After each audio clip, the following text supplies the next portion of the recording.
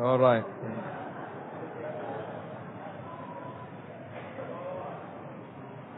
Siapa yang sudah pernah dapat soal seperti ini dikerjakan? Ada ya?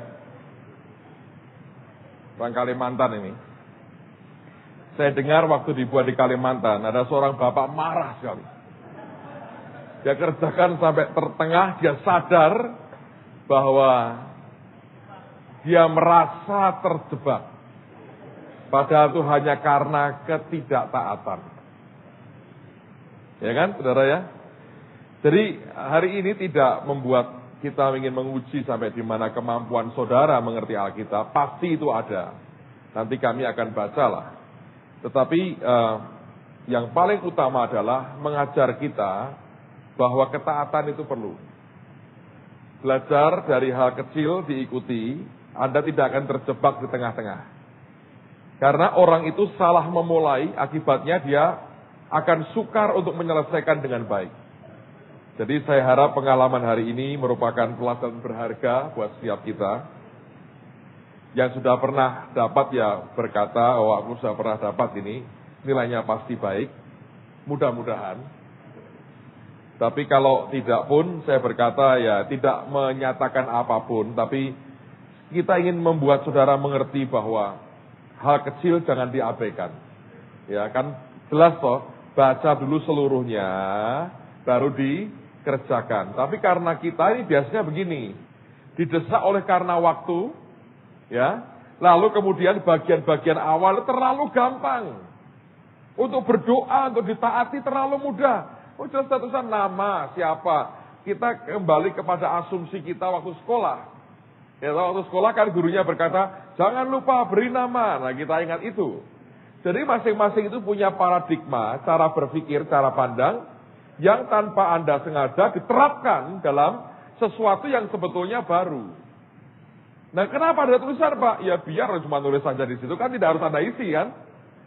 Nah itu ada bagian-bagian. Lalu Anda belajar ada hal-hal yang sebetulnya tidak usah engkau kerjakan. Hemat waktu, hemat ballpoint, hemat tenaga kita. Iya kan? Dan ada beberapa yang tidak usah dikerjakan, diabaikan saja. Abaikan aja. Ada yang benar, tapi nggak benar sebetulnya. Karena yang diminta dengan huruf kapital. Sebetulnya itulah kenyataan kehidupan kita. Itu hanya gambaran dan ya membuat fun lah, Anda hiburan buat saudara. Dan nanti di gereja Anda jebak jemaatmu dengan cara yang sama ya boleh. Tetapi saya mau berkata, itulah gambaran dari kehidupan sebetulnya. Ada banyak hal yang kelihatannya mudah. Kalau kita anggap sebagai barang yang gampangan, ya akhirnya kita terjebak pada kesalahan yang tidak perlu sebetulnya. Karena dasarnya sebetulnya semua pertanyaannya itu, hampir semua itu gampang sekali sebenarnya. Ya. Tapi yang tidak mudah adalah karena kita tergesa-gesa. Dalam kehidupan kita hal yang sama terjadi. Kalau tidak dengan sabar kita melihat keseluruhan, ya kita akan terjebak. Dengan Tuhan sama. Kita harus belajar untuk melihat keseluruhannya, baru kemudian Anda bisa memilah-milah mana yang bagian kita, mana yang bagian Tuhan. Oke? Saya harap tidak ada orang sakit hati di tengah-tengah kita. Mudah-mudahan besok Anda akan tahu nilai saudara. Saya mau tanya secara jujur, siapa yang tadi sempat dikalikan itu ya, ada nilai yang tinggi, Anda angkat tangan. Tinggi itu di atas 8 ke atas lah. Ada? Berapa nilainya? 88. Ada yang lebih tinggi dari itu? 8 berapa? 82. Lebih tinggi dari itu? Kalimantan sudah pernah nggak dapat 100 ya? Oke. Ada yang di bawah 3 ke bawah ada? Tepuk tangan buat mereka. Alright, saya harap tidak ada sakit hati. Tapi saya berharap itu pelajaran bagus sekali buat kita. Lain kali, apapun perintahnya, yang Tuhan katakan apa, ikuti dengan baik. Biasanya orang jatuh karena merasa bisa, merasa mampu. Ya, oh aku bisa kok. Dengan cepat Anda kerjakan. Salah. Atau Anda merasa didesak oleh karena waktu ini. Aku harus segera selesaikan. Padahal sebetulnya tidak butuh terlalu banyak waktu karena cukup banyak yang tidak usah Anda kerjakan. Nah, sekarang kita akan selesaikan dengan Ishak. Nama Ishak artinya apa? Tertawa.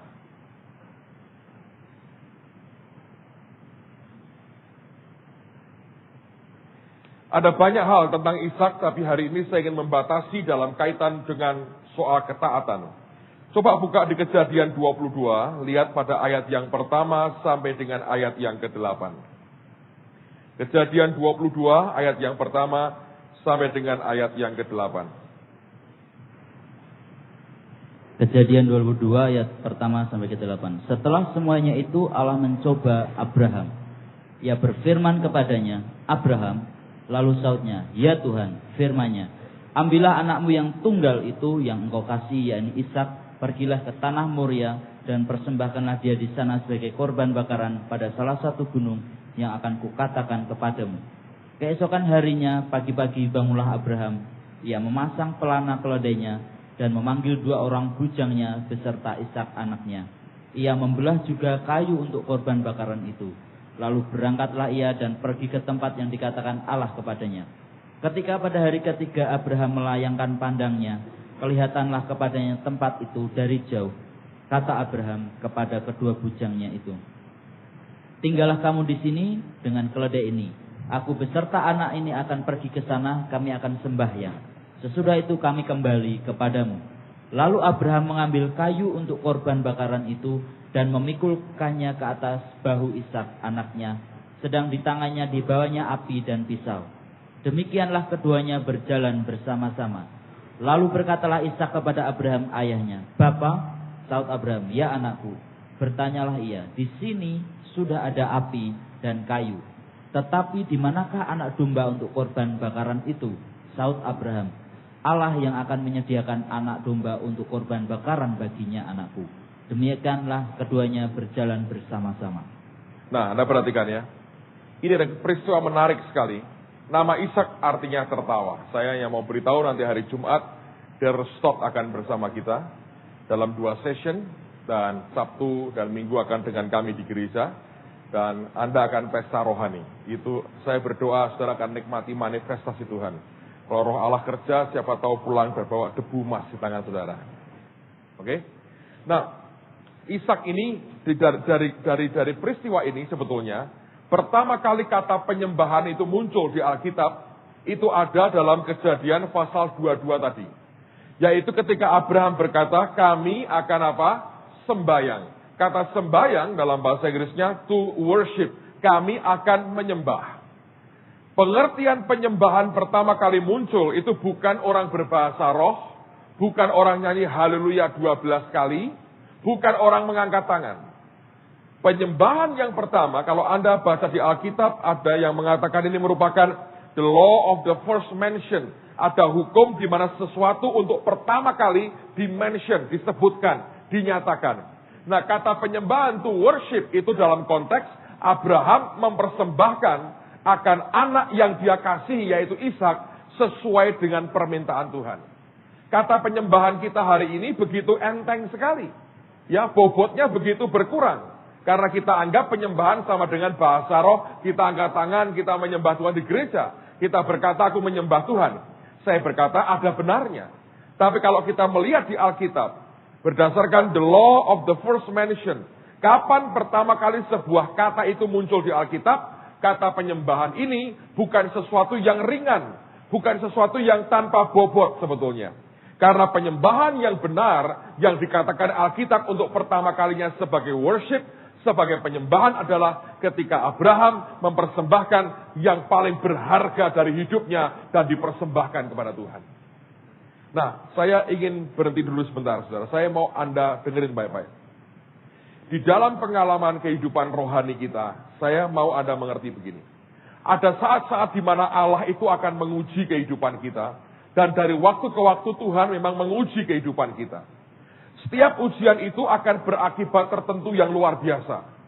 Semakin berat suatu ujian dalam kehidupan kita, dan kita harus meyakini Allah menguji kita tidak akan di luar kesanggupan kita. Amen. Saya percaya kalau kita melekat kepada Tuhan, Roh Kudus memberikan kekuatan kepada kita untuk melewatinya. Saya mengalami beberapa kali ujian, dan kalau itu berkaitan dengan nyawa, biasanya itu rewardnya besar sekali. Anugerah yang kemudian datang setelah itu luar biasa. Nah, saya mau cerita 2 pengalaman saya mendasari akan kata penyembahan ini. Kalau tidak selesai hari ini, besok terusin lagi. Nah, pada waktu itu tahun 98 akhir, ya. Pada waktu itu saya masih ingat menjelang akhir tahun, sekitar Christmas, sekitar Natal 98. Pada waktu itu rumah damai belum ada, dan saya malah sedang pergi dengan Pak Mulyadi pada waktu dengan rombongan dan keluarganya meninjau akan tanah yang sekarang jadi kompleks rumah damai itu. Nanti sekali-sekali Anda perlu diajak untuk lihat akan rumah damai. Menarik sekali. Hanya jangan lama-lama karena ada kolam renangnya sehingga mungkin terlalu nyaman buat saudara ya.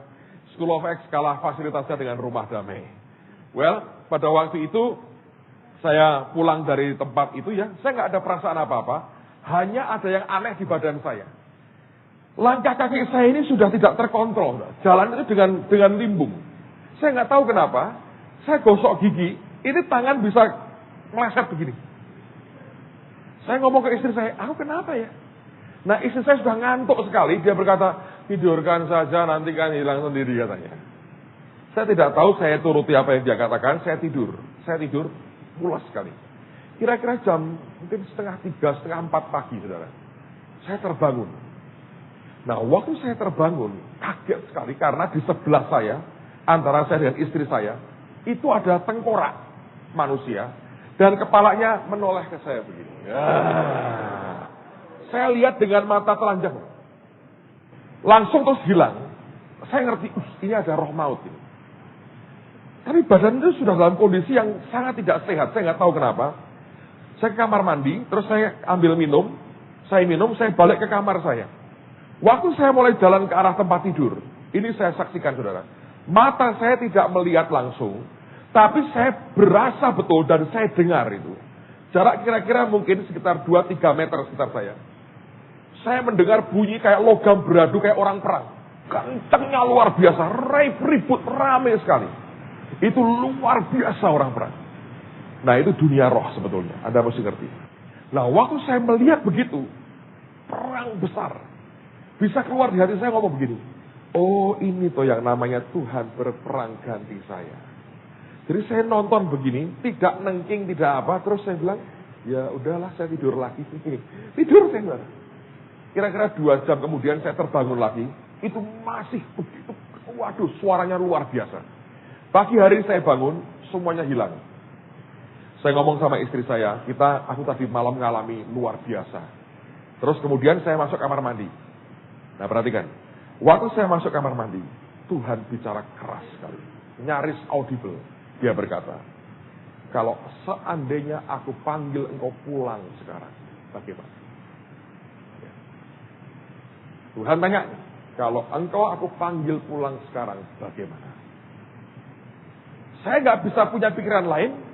Di hati ini melonjak dengan ledakan sukacita. Saya bilang, amin Tuhan, mau. Tidak ingat istri, tidak ingat anak. Tidak ingat jemaat. Dari dalam bisa teriak, mau Tuhan, aku mau. Dia berkata, dia diam, terus dia berkata, kamu lulus. Ternyata itu ujian, saudara. Langsung saya ngomong istri saya, kami doa sama-sama. Waktu kami doa di ruang doa, dia lagi nyembah dengan gitarnya. Di depan saya berdiri, badan orang tinggi besar hitam, saudara. Saya bilang, oh ini yang mau ambil nyawa saya. Saya tengking beberapa kali, pergi. Terus saya ngomong istri saya, nanti kamu lihat apa yang bakal terjadi. Saya persingkat ya saudara ya. Sejak hari itu, breakthrough rohani terjadi. Gereja mengalami booming pertumbuhan rohani yang luar biasa. Sampai dengan hari ini. Nah itu ujian. Ngerti? Abraham diminta yang paling dia kasih. Orang Kristen, satu kali Anda akan ngalam. Kalau Anda akan sudah disiapkan Tuhan, dipromot Tuhan, ada promosi Tuhan disiapkan buat saudara. Tidak ada pilihan lain, ujian akan datang. Nah, yang terakhir ini baru saya alami pada awal bulan April ini, sebelum School of X dimulai. Pada waktu itu tanggal 22 Maret, saya masih ingat. Nah, tanggal 22 ya. Saya lagi liburan di Jogja dengan keluarga. Saya dengan 2 keluarga teman, kami 3 keluarga lagi liburan di Jogja. Dan hari-hari itu saya berulang tahun, mereka rayakan ulang tahun saya di warung soto lah. Nah, itu hobi saya makan soto. Mereka rayakan di warung soto, ada music live, dangdutnya, segala macam di situ. Jadi happy birthday-nya dengan model dangdut, segala bassnya gede yang bum bum bum gitu. Di warung soto, menarik sekali. Di stasiun kereta api Tugu di Yogyakarta.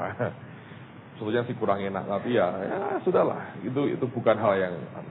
Lalu kemudian, tanggal 22 kami akan pulang. Nah, pada waktu itu, lucunya begini, saudara. Pada malam sebelum saya berulang tahun itu, saya duduk di hotel sendiri gitu ya. Saya tahu Tuhan itu hadir kuat sekali. Dan dia berkata begini, aku senang dan berkenan. Nah, tapi dari cara ngomongnya, saya nangkap begini. Ini bukan pribadi yang datang untuk memberikan hadiah. Tapi ini orang seperti ngomong begini, aku senang dan berkenan, tapi belakangnya, sekarang aku mau tingkatin kamu. Langsung saya berkata dalam hati, waduh, pasti akan ada kejadian habis ini. Karena ngomongnya begitu. Nah, Anda dalam dunia roh dengan Tuhan, perhatikan ya, yang dia katakan, Anda harus bisa dengan pertolongan Roh Kudus menangkap belakangnya itu nuansanya apa. Karena kalimatnya bisa sama, nuansanya berbeda. Nah, pada waktu itu saya ngomong sama istri saya, wah ini bakal ada sesuatu. Apa? Saya nggak tahu. Yang jelas ini bakal mengalami ujian saya ini. Tanggal 22 pagi saya masih ingat, saya waktu itu mau pulang, siap-siap lagi ngepakin barang, mau kembali ke Semarang. Anak saya yang pertama masuk kamar saya, wajahnya sedih sekali. Dan dia sejak umur 6 tahun ya, waktu dia usia 6 tahun, dia pernah ketemu dengan Yesus muka dengan muka. Saya nanti akan ceritakan, dia ketemu Tuhan, diangkat badannya, dia tunjukin banyak hal, dia lihat wajah Yesus, dan dia bisa ngomong gini, Papa, malaikat itu ada yang punya sayap, ada yang tidak pakai sayap. Anda cek di Alkitab, nanti Anda ngerti. Memang sebagian malaikat tidak ada sayapnya. Dia bisa cerita dunia malaikat, dia bisa ngomong Yesus seperti apa. Yang kayak gambar-gambar gini, kalah Pak. Itu wajahnya luar biasa. Dia cerita detail, sampai hari ini dia masih ingat pengalamannya dengan Tuhan. Sejak hari itu, anak ini peka. Tuhan sering bicara lewat hidup anak ini. Hari itu, dia datang dengan muka sedih.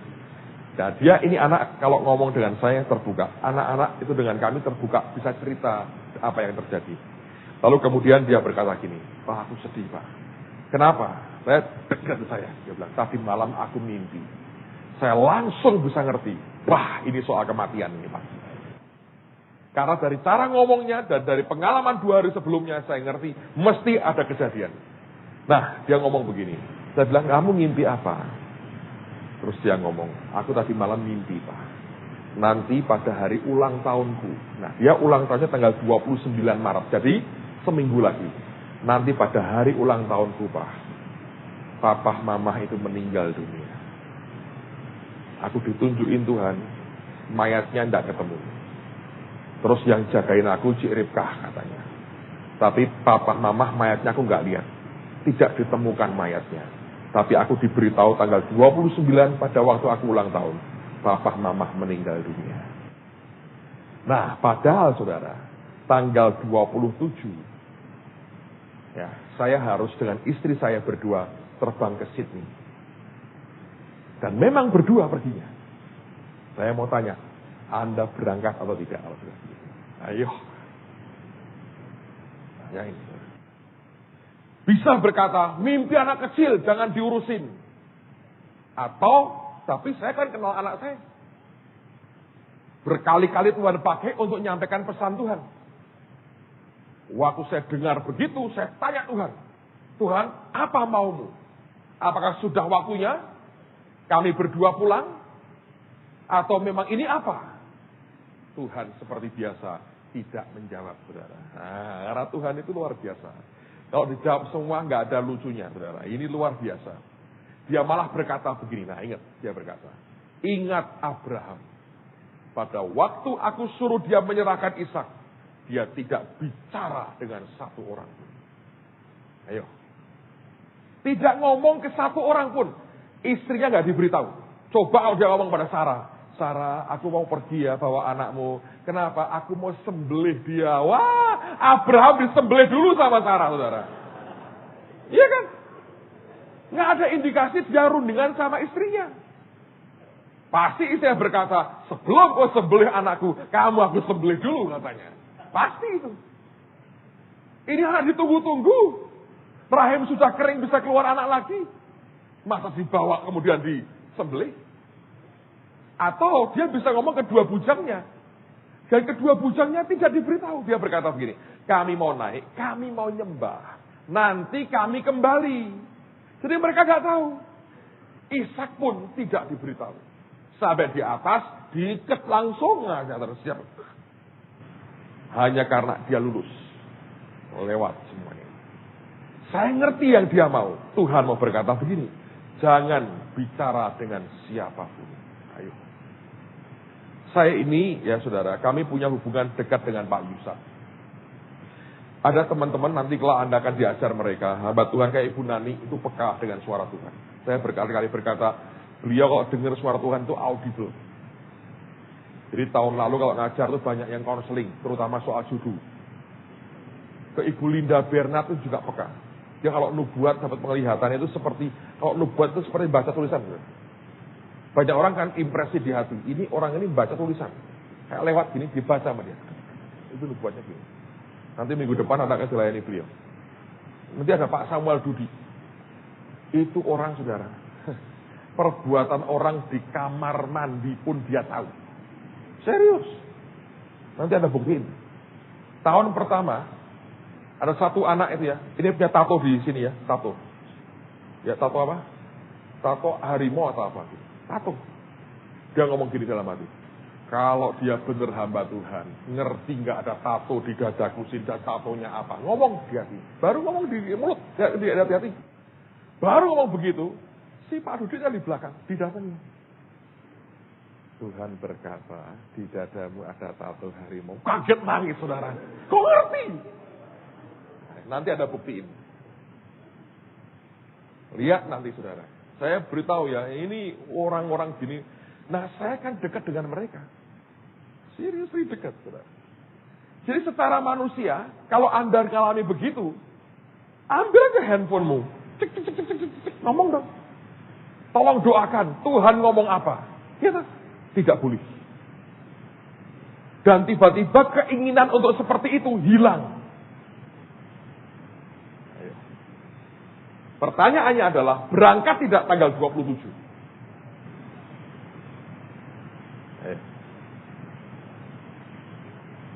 Jangan jawablah saudara.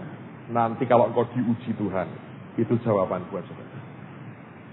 Sebab orang jawab untuk orang lain gampang. Anda tidak rugi apa-apa. Ngerti? Kalau engkau jawab ujianmu sendiri, itu yang valid di hadapan Tuhan. Saya ngomong sama istri saya bilang, ini kenyataannya. Istri saya berkata, mencoba menghibur, berkata, ya ini kan anak kecil. Saya bilang, kita berdua ngerti anaknya. Dia bukan tipe orang suka buat-buat. Bisa terjadi. Sekarang saya harus ngomong kepada siapa? Tidak boleh ngomong ke siapapun. Right? Saya tunggu beberapa hari. Tidak ada jawaban Tuhan. Terakhir saya ingat begini. Pak Yusak itu pernah ngomong begini. Biasanya kalau ada hamba Tuhan mau pulang, paling tidak 3 hari sebelumnya akan diberitahu oleh Tuhan. Jadi kalau 29 harus pulang, 27-nya, ya, seperti Yesus toh, Jumat Agung dia meninggal, Minggu Paskah dia bangkit. Jadi 27. Saya ngomong ke Ribkah, saya berkata, saya mau tunda keberangkatan saya. Bukan 27 tapi 28. Tapi saya tidak beritahu dia, kenapa alasannya.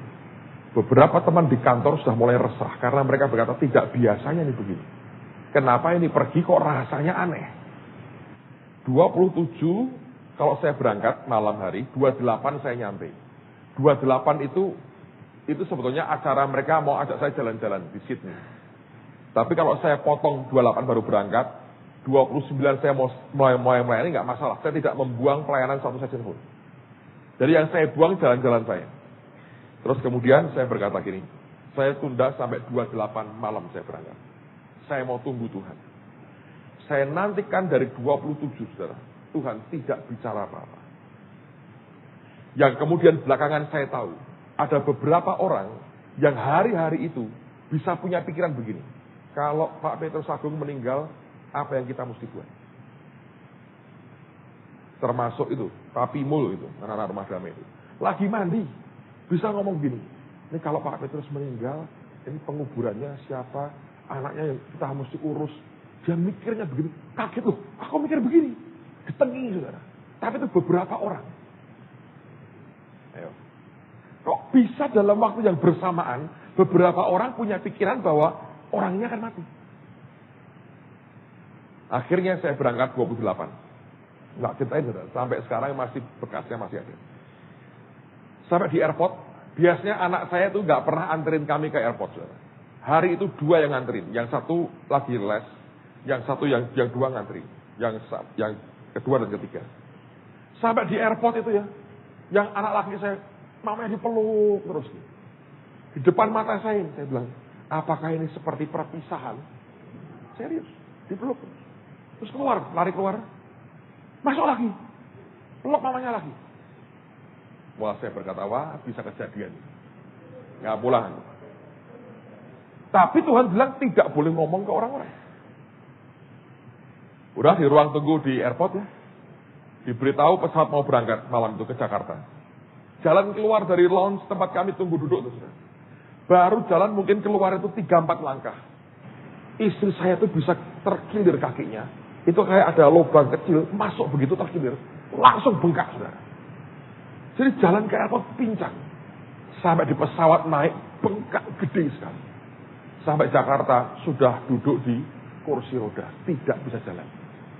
Ayo. Saya bilang, Tuhan maumu apa?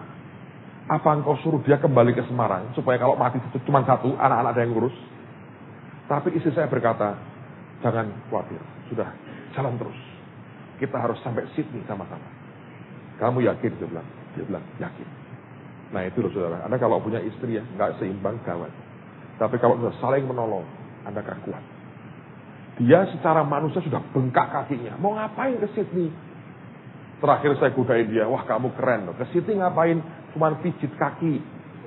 Memang dipijit kakinya di Sydney saudara. Dan dia baru selesai bengkaknya itu baru minggu lalu.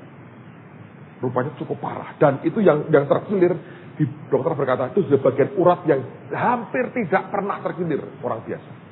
Aneh sekali. Udah ya, sampai di Jakarta, dia sudah duduk di kursi, saya dorong, saya bantuin dia. Selesai, saya bilang, Tuhan aku tidak tahu, pokoknya aku berangkat.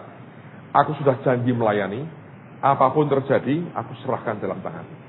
Keluarga, gereja, urusanmu Tuhan. Aku nggak bisa ngapa-ngapain. Right?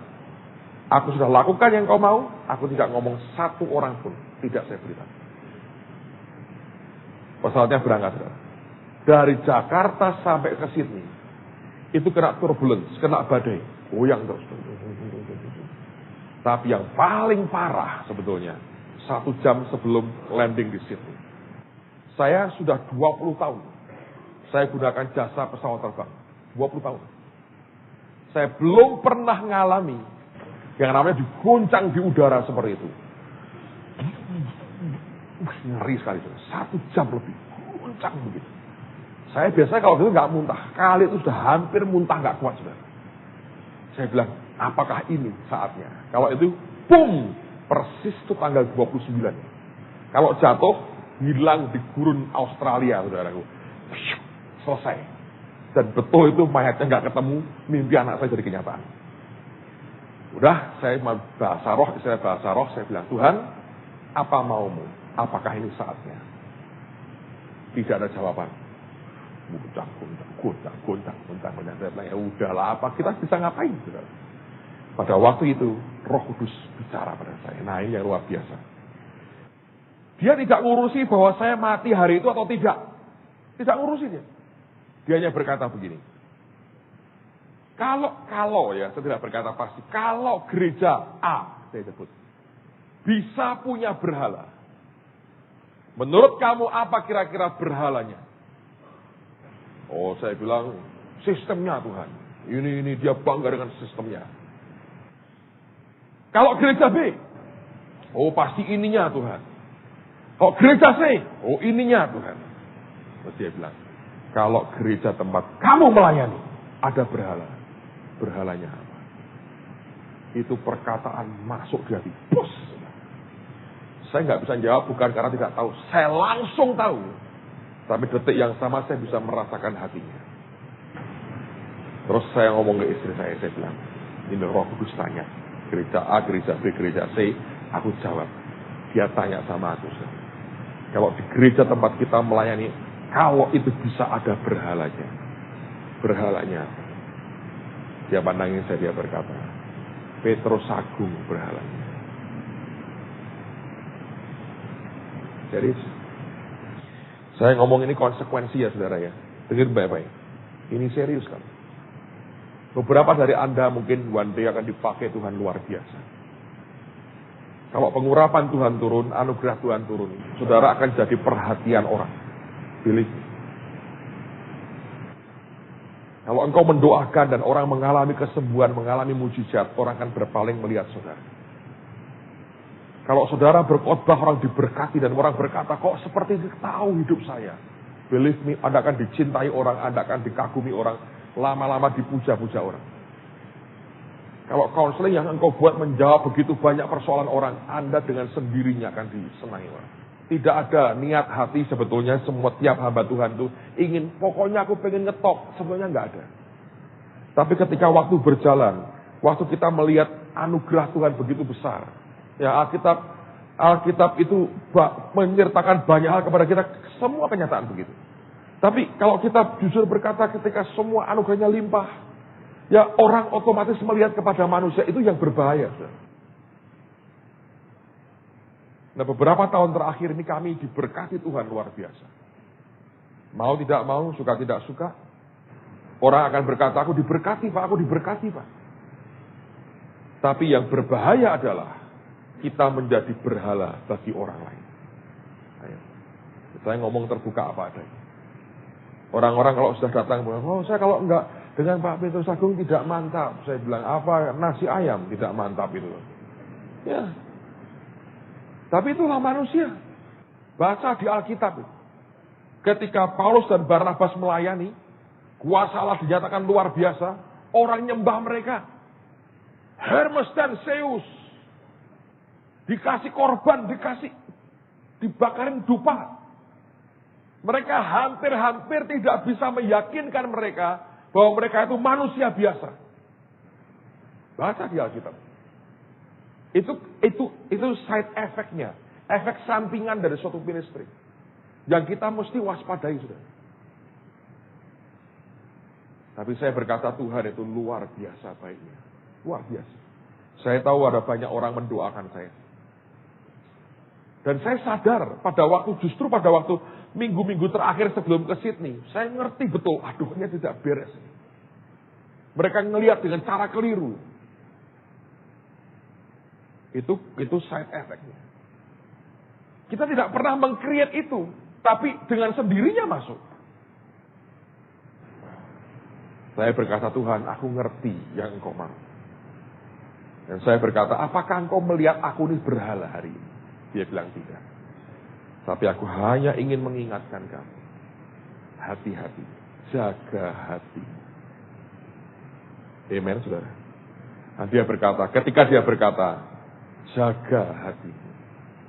Saya langsung ngerti, wah, aku tidak mati hari ini. Kenapa? Kalau dia berkata, siapkan hatimu sekarang, mati saya mesti. Kalau dia berkata, jaga hati, berarti saya mesti harus bawa ini beberapa saat lagi, entah sampai kapan. Tapi kalau dia berkata, siapkan hatimu, wah mati betul. Waktu dia berkata, jaga hati, saya bilang, oleh anugerahmu Tuhan. Hanya kalau Engkau tolong aku bisa. Begitu selesai, reda. Kami landing dengan baik. Istri saya tolong dengan baik. Dipijet dengan bagus. Ministry beberapa hari selesai. Kami pulang dalam sejahtera Tuhan. Saya dari Jakarta, istri saya terbang ke Semarang, saya ke Bandung. Ada seminar. Sampai di Bandung, saya telepon Pak Yusak. Saya bilang, Pak Yusak, aku ngalami. Saya cerita. Besoknya ketemu saya di rumahnya. Saya kunjungan ke rumah beliau. Dia berkata gini, wah kamu ini untung sekali. Saya bilang kenapa? Aku sudah berdoa dan Tuhan berkata itu ujian kerendahan hati sebetulnya. Dan kamu, karena kamu dengerin suara Tuhan, tidak kamu anggap enteng perkataan Tuhan lewat anakmu. Selamatkan. Tapi kalau kamu berkata, anak kecil ngerti apa? Bisa mati. Bisa diambil pulang. Dan dia berkata, dan sekarang pun pulang bagus kan? Kamu lagi naik di atas, dipetik, ting, lagi matang-matangnya, lagi indah-indahnya, diambil. Tapi kamu rugi, karena jatahmu masih banyak, yang harus kamu genapkan dalam rencana Allah. Jadi saudara, saya pulang, saya bilang aku bersyukur Tuhan, semua karena anugerah. Saya cerita ke teman-teman, baru cerita ini muncul semua. Iya Pak, kami sudah mikir Bapak mati tuh. Entah bagaimana pikiran itu muncul, tapi itu ada. Kayaknya. Kalau itu waktu itu miss, hari ini tidak ada Petrus Agung di School of Acts, saudara. Saya tidak tahu jadinya seperti apa, tapi Tuhan pasti ngatur luar biasa, cuman saya tidak tahu. Tapi saya mau berkata, itu bagian dari tes dalam kehidupan kita. Dari waktu ke waktu, saudara, Anda harus siap menghadapi ujian Tuhan. Kalau engkau ingin naik tingkat, ya, pengetahuan ini, sharing seperti ini baik untuk melengkapi semua kita. Tapi setiap orang yang ingin berkembang dalam Tuhan, you have no choice. Engkau tidak punya pilihan. Kecuali engkau mengizinkan Allah membawa saudara dari level ke level seperti yang dia mau dalam kehidupan kita. Dan ternyata anugerahnya itu cukup membuat kita sanggup menyelesaikan apa yang jadi bagian kita.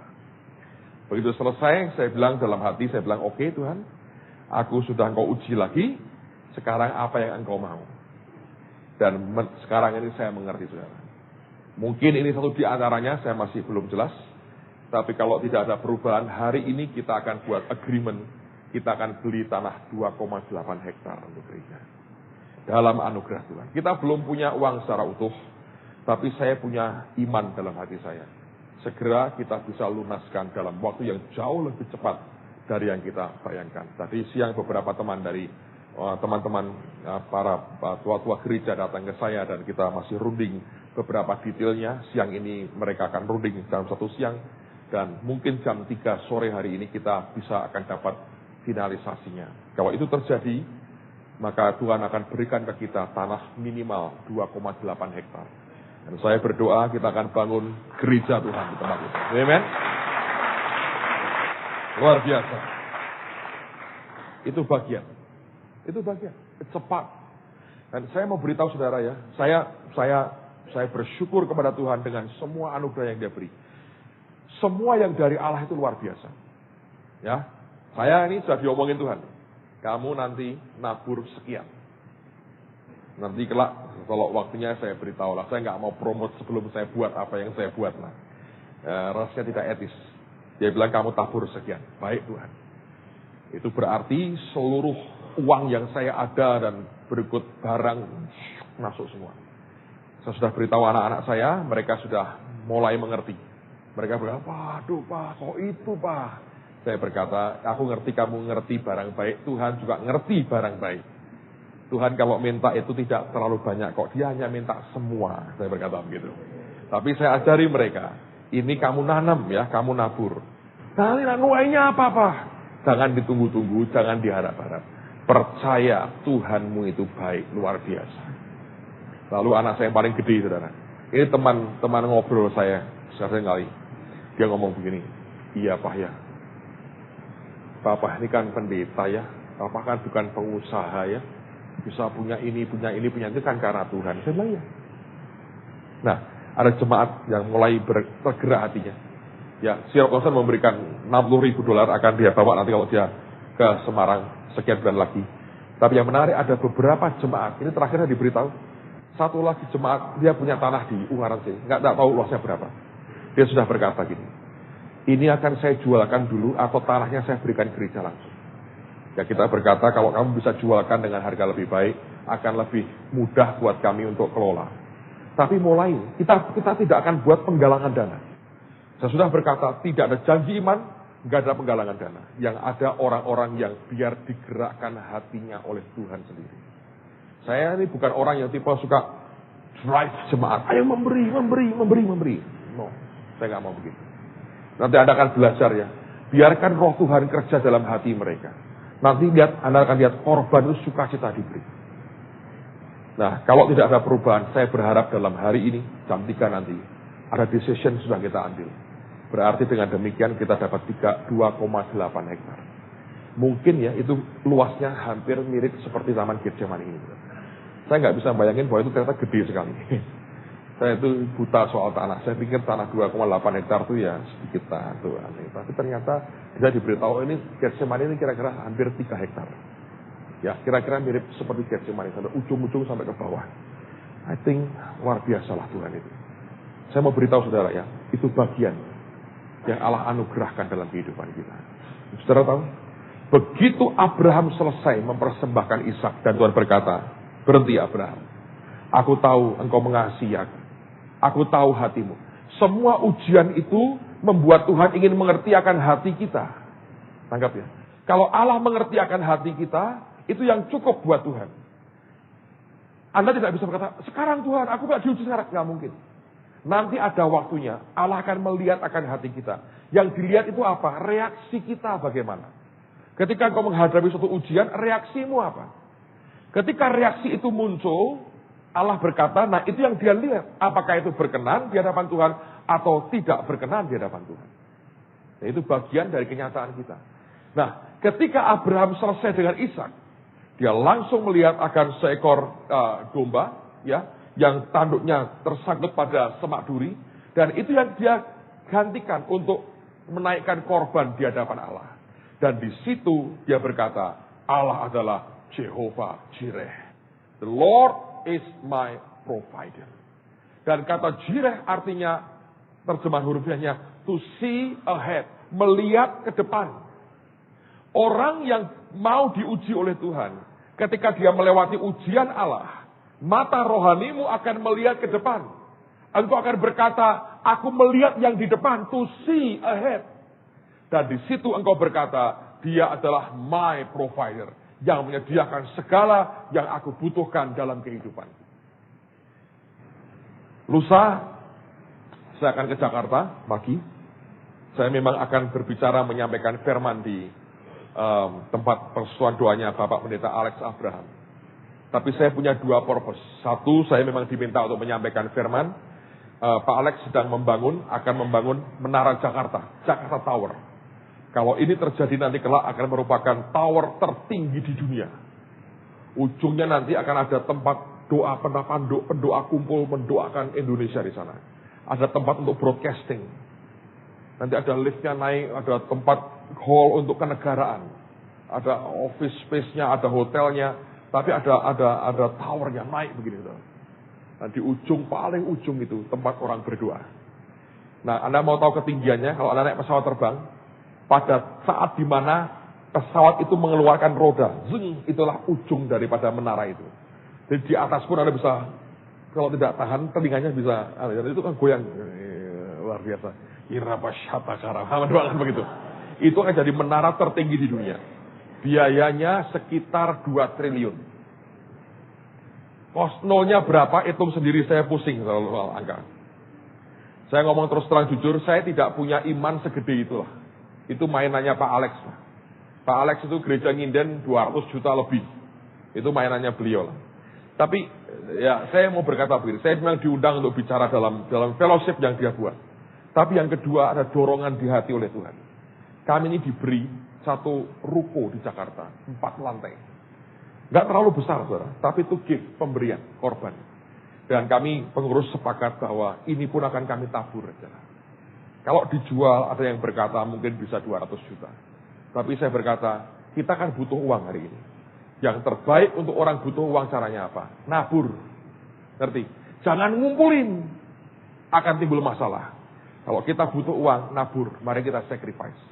Dan saya lusa akan bawa sertifikat dan kuncinya. Saya akan serahkan, saya berkata, ini taburan kami untuk Menara Jakarta. Karena ini kan juga menara kecil kan, towernya kecil. 4 lantai, lumayan tuh, 4 lantai ini ditabur. Siapa tahu tumbuh jadi menara tertinggi di dunia. Luar biasa. Ada pro kontra soal itu bukan urusan kita. Tapi yang jelas bahwa kita lakukan apa yang Tuhan perintahkan kepada kita. Saudara dengerin baik-baik, saya mau akhir dengan ini. Worship bukan seringan dan seenteng yang kita duga. Di dalamnya ada unsur, you give the best that you have. Engkau memberikan terbaik yang engkau punya dalam hidupmu. Waktu itu naik, saya tahu hati Abraham hancur. Tapi sekaligus Allah mau membuktikan, sebetulnya engkau mengasihi aku lebih dari segala sesuatunya. Dan buat saya pada waktu itu saudara, saya berkata, saya tidak mengatakan bahwa saya ini orang yang berani mati. Tapi saya bilang, Tuhan kau mengerti hatiku. Kerinduan yang paling dalam adalah menyenangkan hati Tuhan setiap saat. Dan bagi saya itulah di atas segala-galanya. Dan pengalaman itu membuat sesuatu yang luar biasa. Dan Pak Yusak berkata, wah dia bilang itu anugerah Tuhan. Kalau bukan karena anugerah, kamu anggap enteng, enggak kamu anggap. Atau kamu membatalkan, kamu salah dengan Tuhan. Kamu tidak batalkan dan kamu anggap enteng, kamu bisa mati. Nah dia berkata, lihat ya, makin lama itu makin tipis. Tapi kalau kita bersama Roh Kudus, tetap luar biasa saudara.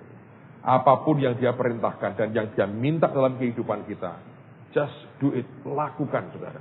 Anda akan melihat akibat ketaatan itu dahsyatnya luar biasa. Saya saksikan ini sebagai dasar. Besok kita teruskan lagi belajar Ishak. Tapi dengar baik-baik saudaraku. Kalau ada waktu untuk penyembahan, saat-saat inilah waktu penyembahan. Di kamar, di tempat masing-masing, apapun yang dia katakan, aku mintain dari hidupku. Apakah itu waktumu, apakah apapun dalam hidup saudara, berikan ke dia. Karena ketaatan kita itu akan berakibat besar untuk kemuliaan namanya. Tutup Alkitab saudara, kita datang ke Tuhan sama-sama.